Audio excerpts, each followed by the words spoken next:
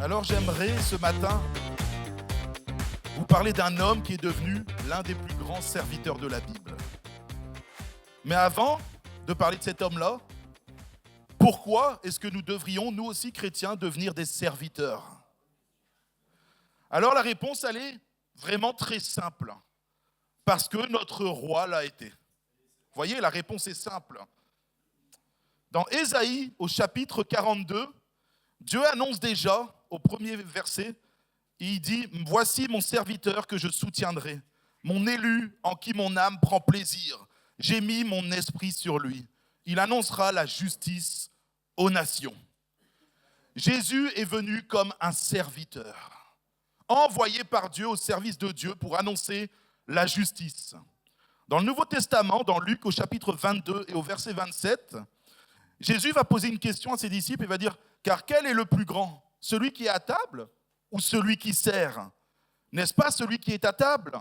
Et moi, cependant, je suis venu au milieu de vous comme celui qui sert. » Il dira encore une fois « Car le Fils de l'homme est venu non pour être servi, mais pour servir et donner sa vie comme la rançon de plusieurs. » Jésus qui est, je vous rappelle, le roi des rois, le Seigneur des seigneurs. Il existe depuis tout temps, de toute éternité. Et il faut savoir que dans le ciel, tous les êtres le louent, l'adorent, se prosternent devant lui. Tous les anges se prosternent devant lui. Et lui, il décide de venir sur terre comme un homme. Et en plus de ça, il pourrait être adoré sur la terre. À un moment, il y a des gens qui viennent, qui disent « Venez, prenons-le, faisons-le roi ». Sauf que Jésus est venu comme un serviteur sur cette terre, afin que nous puissions être sauvés et hériter de la vie éternelle. Alors ce matin, j'aimerais vous dire que Jésus est l'exemple parfait, et on va parler d'un homme qui a suivi son exemple. Mais en réfléchissant, je me disais, comment est-ce que Jésus a fait pour tenir en tant que serviteur au milieu de nous? Parce que franchement, moi je sais que je m'occupe avec ma femme, on s'occupe du groupe de jeunesse et on est à leur service. Et je peux vous assurer que parfois on transpire. Enfin parfois tout le temps même. Mais on les aime. Mais je n'ai pas la patience de notre Seigneur. Je n'ai pas son amour parfait. Alors parfois je vais... Oh! Et je me suis dit, mais comment Jésus, lui qui était saint, lui qui était pur, sans défaut, a fait pour tenir au milieu de personnes aussi mauvaises? Et en fait, on va retrouver dans le début de son ministère, dans Matthieu chapitre 3 et au verset 16, le pourquoi Jésus a tenu aussi facilement. Mis à part qu'il est le Fils de Dieu, on le sait. Mais la Bible nous dit qu'il a été tenté en toutes choses. Dès que Jésus eut été baptisé, il sortit de l'eau et voici, les cieux s'ouvrirent et il vit l'Esprit de Dieu descendre comme une colombe et venir sur lui. Et voici une voix se fit entendre des cieux, ces paroles, « Celui-ci est mon Fils bien-aimé, en qui j'ai mis toute mon affection. » C'est intéressant de voir que Jésus, dans le ciel de gloire, tous les êtres l'adorent, un être parfait, pur, saint. Il vient sur terre et il va se baptiser. Et il a besoin de la présence de Dieu, la présence du Père dans sa vie. Voilà pourquoi Jésus a tenu sans aucune faille, sans tomber, sans chuter, parce qu'il était plein de la présence de Dieu au quotidien. Et durant tout son ministère, durant ces 3 années, Jésus cherchait constamment la présence du Père. Et un des moments qui a été le plus dur pour lui, c'est sur la croix. Quand il dit « Père, pourquoi m'as-tu abandonné ?» Il était coupé de cette présence. La difficulté pour Jésus, l'angoisse, privé de la présence du Père, privé de la présence de Dieu. Et je pense que ce matin, si nous voulons être de bons et fidèles serviteurs, comme Jésus l'a été, nous devons être pleins, nous devons être remplis de la présence de Dieu. Et nous devons la rechercher ardemment. Alors, on va commencer le texte. À votre avis, de quel serviteur je vais parler aujourd'hui? De Ancien Testament. Quelqu'un a un nom à donner? Hein? Non. Moïse, vous avez tous perdu? Alors, on va lire dans Exode au chapitre 3, les premiers versets.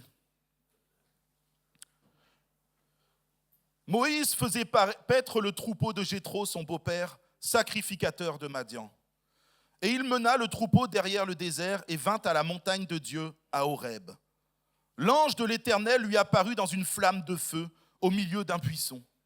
Moïse regarda et voici, le buisson était tout en feu et le buisson ne se consumait point. Moïse dit, je veux me détourner pour voir quelle est cette grande vision et pourquoi le buisson ne se consume point. L'Éternel vit qu'il se détournait pour voir et Dieu l'appela du milieu du buisson et dit, Moïse, Moïse. Et il répondit, me voici. Dieu dit, n'approche pas d'ici. Ôte tes souliers de tes pieds, car le lieu sur lequel tu te tiens est une terre sainte. Amen. Alors, je vais expliquer un petit peu qui est Moïse et d'où il sort. On le voit dans ce texte, Moïse est berger. Mais l'histoire de Moïse ne commence pas avec un Moïse berger dans un désert qui fait paître le troupeau de son beau-père. Moïse, c'est autant d'un pharaon qui en fait se rend compte que le peuple d'Israël est devenu tellement nombreux que ça devient un danger pour le peuple d'Égypte. Et là, il se dit, ce n'est pas possible. Si ce peuple d'Israël se soulève, il va prendre le contrôle de notre pays. Alors rendons-les esclaves. Et ce pharaon-là, très méchant, va commencer à faire tuer les bébés garçons. La mère de Moïse va le mettre dans un panier en osier, le faire traverser le long d'une rivière. Et puis, la Bible nous dit que la sœur de Pharaon voit ce bébé et le retire des eaux. Elle sauve ce bébé et elle l'accueille, elle l'adopte, on va dire, comme son propre fils. Vous vous rendez compte que Moïse, né dans une famille au final d'esclaves, se voit avec un titre de prince d'Égypte. C'est pas impressionnant? Et puis, Moïse va avancer, il va grandir en étant instruit en Égypte. Il faut savoir que le pays d'Égypte, à ce moment-là, c'est le pays le plus puissant du monde. Il n'y a pas plus puissant, c'est la première force. Le pharaon est l'homme le plus puissant du monde, ce qui fait de Moïse un enfant qui a grandi dans la famille la plus puissante du monde. Et il va être enseigné, il va apprendre à lire, à écrire, à diriger. Et la Bible nous dit dans Actes, au chapitre 7, au verset 22, Moïse fut instruit dans toute la sagesse des Égyptiens. Il était puissant en parole et en œuvre. Moïse était respecté en tant que prince d'Égypte. Sa parole avait du poids, il devait être éloquent. Et il y a même un historien qui s'appelle Flavius Joseph qui aurait attribué une victoire contre le peuple d'Éthiopie à Moïse en tant que chef de guerre. Moïse était puissant en œuvre, ce qu'il faisait était puissant. On voit qu'il a 40 ans, c'est un homme qui, on va dire, qui a un succès phénoménal dans la vie. Il est là, il est dans le pays le plus puissant, il a un avenir qui est tracé devant lui. Et pourtant, Moïse va s'écrouler d'un coup. En quelques minutes, sa vie va changer. Il est là et il va se promener, il voit un moment qu'il y a un Égyptien qui est en train de maltraiter un esclave. Moïse va être pris de colère, il va sauter sur lui, il va le tuer. Waouh! À ce moment-là, Moïse, il craint le pharaon, la colère du pharaon, et il s'enfuit. Moïse ne veut pas affronter les conséquences de ses actes. Il a laissé ses émotions prendre le dessus. Et maintenant, il est obligé de fuir dans le désert. Je me suis posé la question, mais pourquoi Moïse a réagi comme ça? On voit dans la Bible qu'il était puissant en parole. Il aurait pu dire à cet Égyptien, tu arrêtes là. C'est bon, maintenant, ça suffit. Laisse cet esclave tranquille. Mais les émotions l'ont pris et il s'est jeté dessus. En fait, Moïse, il faut savoir que quand il voit cet esclave se faire battre, en fait, dans son cœur, ça lui rejette l'image que lui-même aussi, il est esclave au final. Ce n'est pas parce qu'il a grandi dans cette belle famille en Égypte avec son titre que Moïse n'est pas né esclave au final. Et quand il voit qu'on maltraite cet esclave, dans son cœur, il doit se dire, mais c'est moi qu'on maltraite. Au final, c'est mon peuple aussi qu'on maltraite. Voilà pourquoi Moïse se met en colère et tue.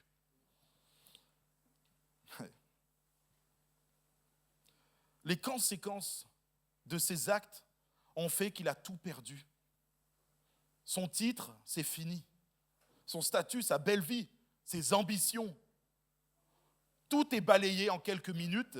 Et là, on va arriver dans ce fameux texte qu'on vient de lire, où il devient berger.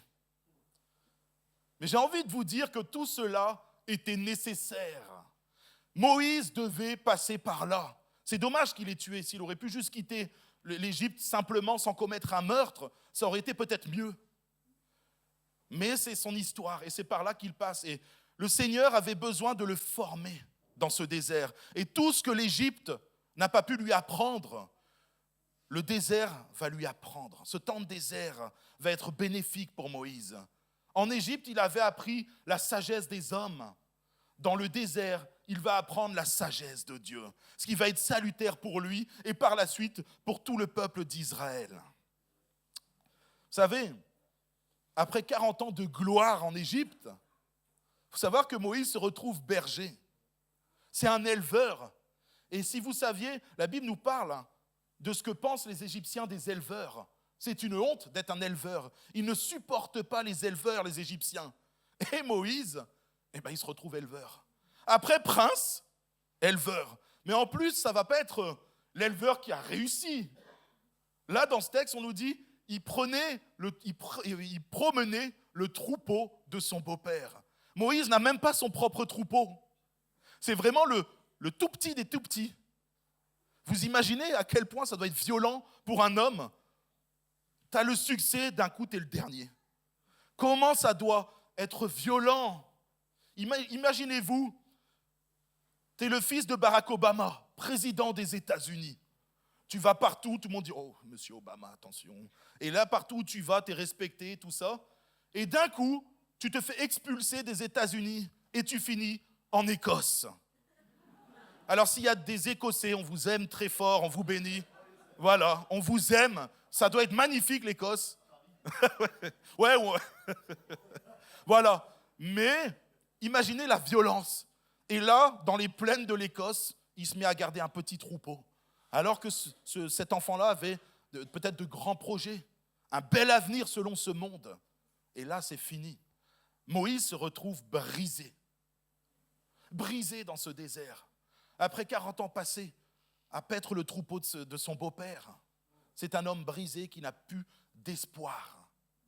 Et là, il va marcher dans ce désert. Et il va voir ce buisson qui brûle, mais qui ne se consume pas. C'est à cette période de sa vie que Dieu va venir à sa rencontre. Peut-être que ce matin, il y a des gens qui sont brisés dans cette salle. Peut-être que tu ne connais pas encore Dieu, mais sache que si tu es là ce matin, c'est que Dieu veut te rencontrer. Dieu veut te montrer son amour et te dire à quel point tu es important à ses yeux. Ce buisson brûle. On va relire. L'ange de l'Éternel lui apparut dans une flamme de feu, au milieu d'un buisson. Moïse regarda et voici, le buisson était tout en feu, et le buisson ne se consumait point. Moïse dit, je veux me détourner pour voir quelle est cette grande vision, et pourquoi le buisson ne se consume point. Dieu cherche à attirer l'attention de Moïse.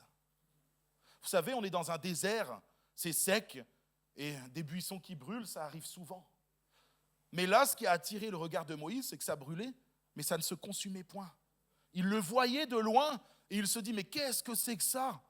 Il faut que j'aille, je vais me détourner pour aller observer, pour aller étudier c'est quoi ce phénomène. C'est pas normal, d'habitude les choses brûlent, mais là, ça ne brûle pas. Dieu attire l'attention de Moïse. Moïse va aller à la rencontre de Dieu sans le savoir. À ce moment-là, Moïse avance vers le buisson. Pour l'instant, rien ne se passe encore dans son cœur. C'est juste quelque chose d'étrange. Et quand Moïse va s'approcher, là, Dieu va lui parler. Et c'est la parole de Dieu qui va le changer, le transformer. Vous savez, souvent la parole de Dieu ne touche pas notre cœur comme elle le pourrait, parce que nous ne lui accordons pas l'attention qui lui est due. Parfois, on peut venir à l'église avec tous nos problèmes, toutes les choses qui peuvent nous perturber. Et en fait, la parole de Dieu n'arrive pas à venir atteindre nos cœurs. Et pourtant, c'est cette parole qui peut venir nous toucher, nous transformer, nous relever, nous guérir de l'intérieur. Combien de personnes sont attirées par le bonheur des chrétiens ? Combien de personnes, moi j'ai parlé avec beaucoup de personnes dans la rue, ils me disaient « Waouh, tu as l'air joyeux !» Et je lui disais, ma joie à moi, elle vient de mon Seigneur et de mon Sauveur. Et les gens venaient à l'église parce qu'ils étaient surpris de voir comment j'étais épanoui, comment j'étais heureux dans la vie. Les gens voient une différence chez le chrétien et ça les attire.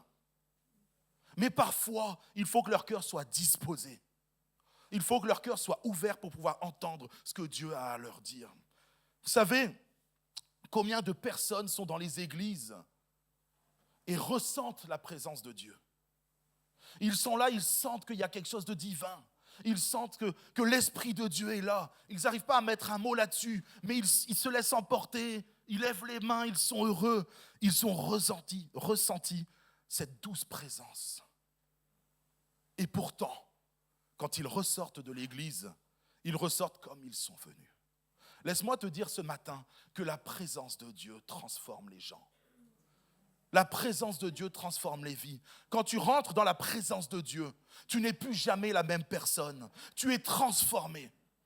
Et si ce matin, tu te dis, moi en fait, je n'ai pas encore vécu cette transformation. Mais comment on fait ? Ne t'inquiète pas, je vais t'expliquer. Mais laisse-toi juste convaincre par la puissance de Dieu.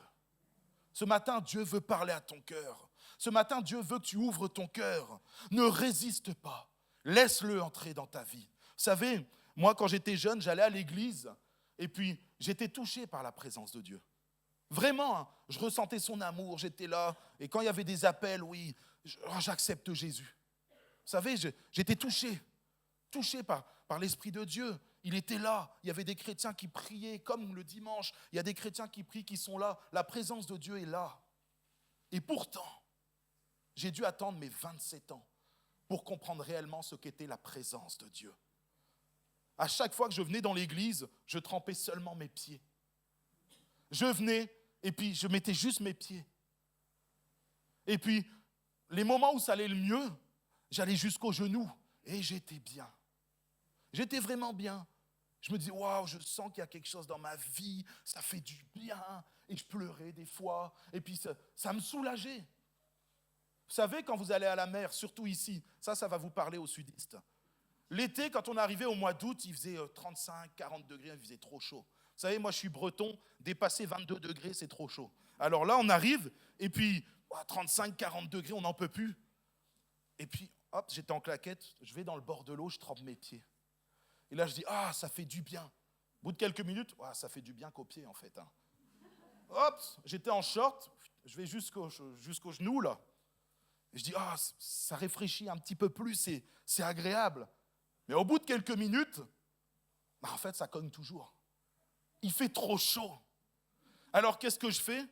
Je vais dans l'eau habillée. Voilà. Et j'étais plongé dans la mer. Bon, après ça, c'est entre nous. La mer est trop chaude ici aussi. Voilà. Les Bretons râlent toujours, c'est une réalité. Voilà. Et ce qui s'est passé, c'est que quand même, ça faisait du bien. Même si la mer était un peu trop chaude, ça m'a rafraîchi, ça m'a fait du bien. Ce matin, j'aimerais que tu comprennes que venir juste sentir un petit peu la présence de Dieu, ce n'est pas suffisant. Si tu ressors de ce lieu comme tu es rentré, sache que tu ne connais pas encore la présence de Dieu. Tu ne fais que le ressentir dans tes émotions, ça vibre et c'est bon. Mais Dieu, ce matin, veut t'amener plus loin. Dieu, ce matin, veut que tu te plonges entièrement dans sa présence pour que tu puisses ressortir transformé, pour que la présence de Dieu vive en toi. La Bible dit que nous sommes le temple du Saint-Esprit. Et cette présence de Dieu, elle doit nous habiter, elle doit nous animer, elle doit nous pousser toujours à aller la rechercher. Vous savez, Jésus, c'est ce qu'il faisait dans son ministère. Il vivait des temps compliqués. Le pauvre, il voyait toutes les créatures, tout ce qu'il avait créé, ce monde, partir à la dérive. Des gens qui partaient en enfer. Quelle souffrance pour Jésus! Et il allait constamment rechercher la présence du Père. Il passait des temps à part, à chercher, à se nourrir de la présence de Dieu. Lui qui était parfait, lui qui était saint, on aurait pu se dire, mais il n'a pas besoin, Jésus. Mais bien sûr que si. Quand il était sur terre en tant qu'homme, il avait besoin de la présence de Dieu. Ce matin, j'aimerais vous encourager à aller chercher cette présence.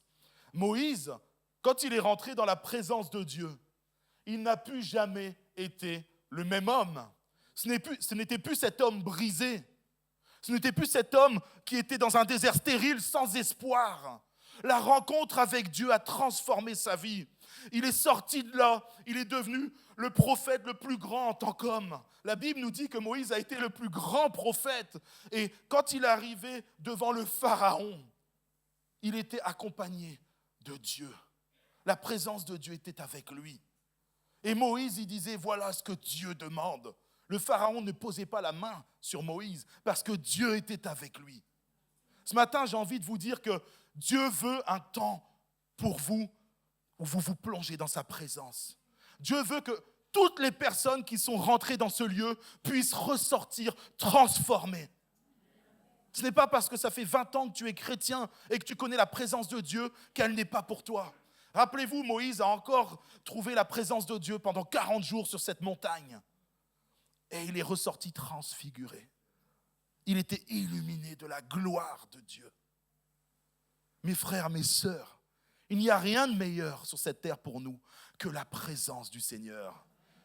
Je me rappelle de ce chant qui dit « Un jour dans tes parvis vaut mieux que 1000 ailleurs ». Je ne vais pas vous le chanter parce que la pluie va arriver, mais c'est une réalité. Un temps avec Dieu, une seconde avec Dieu, vaut mieux que toute une vie sans Dieu. Voilà. Oups. Ah là là là là.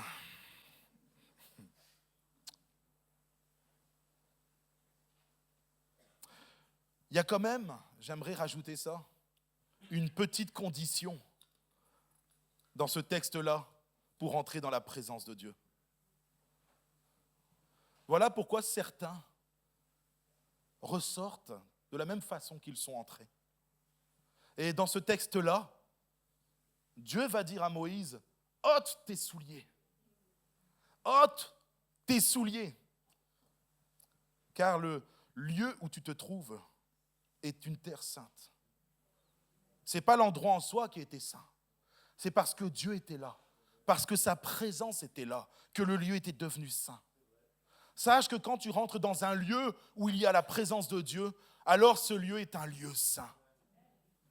Ce matin, j'aimerais te dire qu'il va falloir que tu ôtes tes chaussures toi aussi.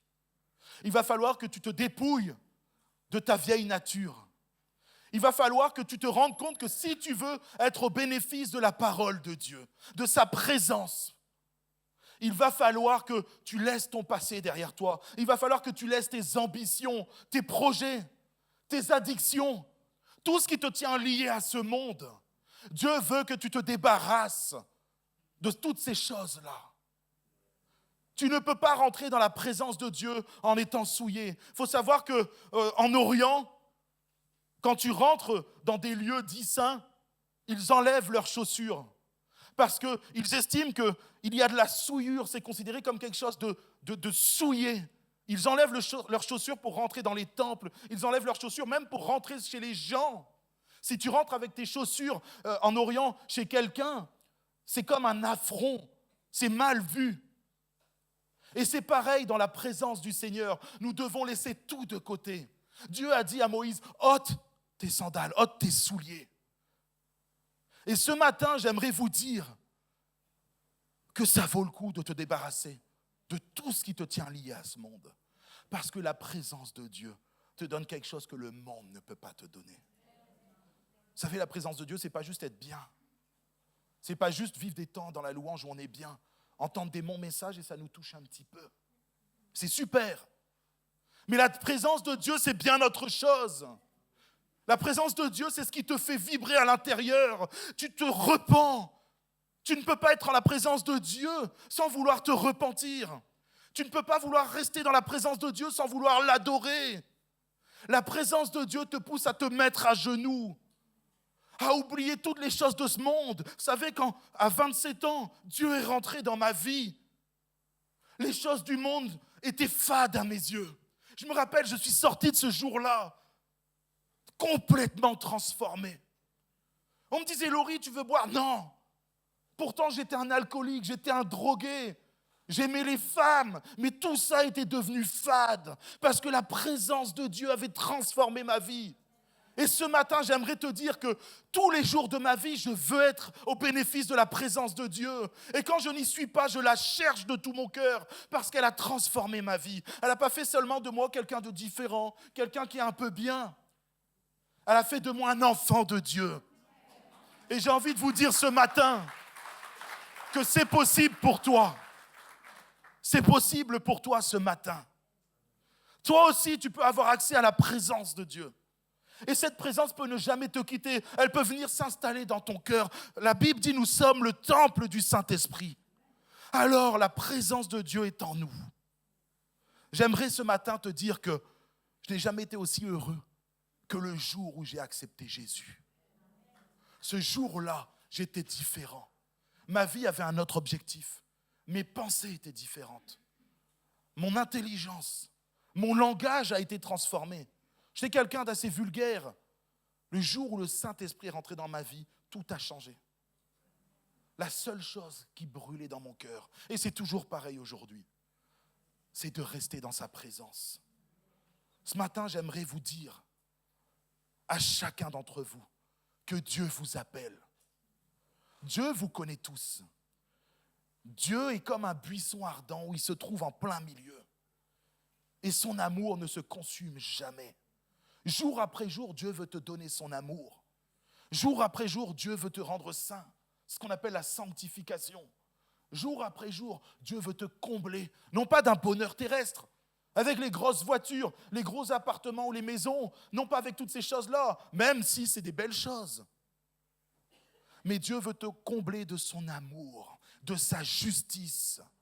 Et ce matin, j'aimerais simplement qu'on puisse fermer les yeux un temps.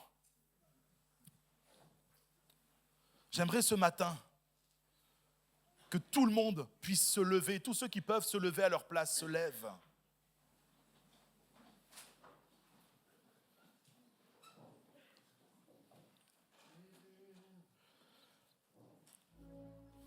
Ce matin, Dieu t'appelle.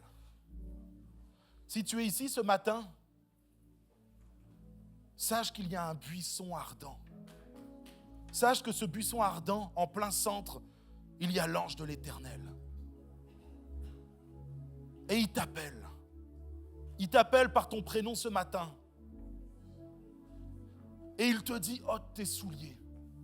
Enlève toutes les choses dans ta vie qui t'empêchent de rentrer dans ma présence. Débarrasse-toi des choses mauvaises de ta vie. Ce matin, Dieu t'appelle à une vie bien meilleure que ce que tu vis actuellement. Et peut-être que tu as vécu des temps difficiles, des temps durs, des temps qui t'ont démoli et que tu as l'impression que tu n'es plus dans la présence de Dieu. Sache que ce matin, Dieu réitère son appel pour toi. Il t'appelle par ton prénom à 2 reprises. Moïse, Moïse. Mais mets ton prénom à la place de Moïse. Et Dieu ce matin veut que tu te débarrasses de toutes les choses qui t'empêchent de revenir à nouveau dans sa présence. Dieu t'aime. Dieu t'aime d'un amour infini. Un amour qui ne se consume pas. Et Dieu veut que tu lui ouvres ton cœur ce matin. Dieu veut que tu rejettes le péché dans ta vie. Dieu veut que tu lui dises, oui, je te demande pardon. Oui, viens extraire toutes les souillures de ma vie. Oui, je viens enlever mes souliers. Père éternel, je suis là ce matin devant toi. Et je veux juste connaître ta présence. Je veux me plonger dans ta présence. Je veux que tu viennes transformer ma vie. Je ne peux plus supporter la souffrance de ce monde. C'est un poids qui est pesant, j'en peux plus. Mais Dieu dit que si tu te débarrasses de toutes ces choses-là et que tu rentres dans sa présence, c'est lui qui les portera pour toi. Et tu te retrouveras léger. Léger dans la présence de Dieu. Alors ce matin, j'aimerais pouvoir faire un appel.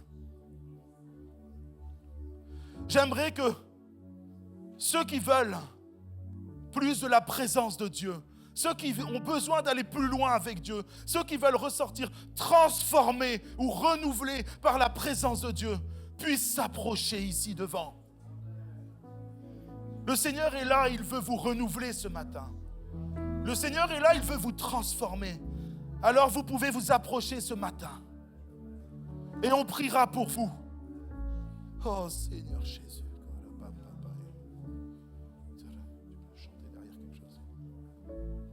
Dieu t'appelle ce matin. J'aimerais qu'en même temps toute l'Église puisse louer et adorer Dieu. J'aimerais que toute l'Église prie à haute voix et glorifie le Dieu Tout-Puissant, glorifie le Roi des Rois, pendant que les gens viendront devant pour qu'on prie pour eux. Approchez-vous. Le Seigneur veut vous renouveler, veut vous transformer. Laissez sa présence transformer vos vies.